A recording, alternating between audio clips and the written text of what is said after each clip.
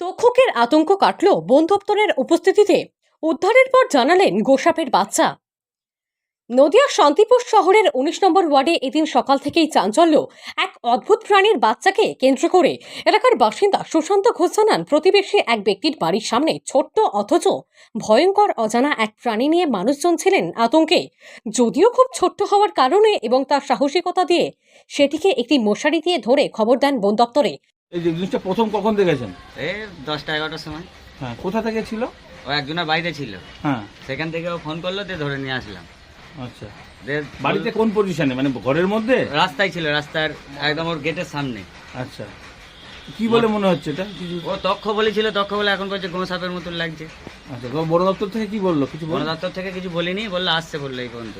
বন দপ্তরের কর্মীরাও প্রাথমিকভাবে হোয়াটসঅ্যাপে পাঠানো ছবি অনুযায়ী আন্দাজ করেন সেটি গোসাপের ডিম ফুটে বের হওয়া সদ্যজাত বাচ্চা।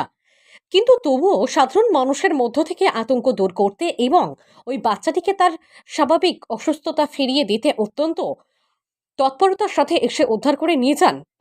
আমাকে বিট ম্যাডাম জানালো কিছুক্ষণ আগে, জানানোর পরে আমি আসলাম, এসে আমাকে বললো যে একটা রেস্কিউ হয়েছে, গোসাপের বাচ্চা।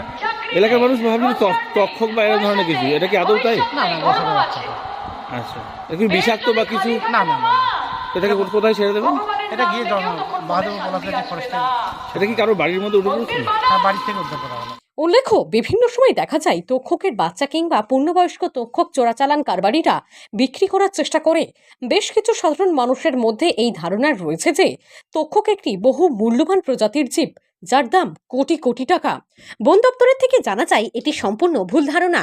তক্ষক আর 5টি সাধারণ জীবের মতোই একটি সরীসৃপ প্রাণী, তবে বেশ কিছু চোরা শিকারীদের উপদ্রবে তা এখন বিলুপ্ত প্রায়। নদিয়া থেকে মৈনাক দেবনাথের রিপোর্ট, লোকাল 18 বাংলা।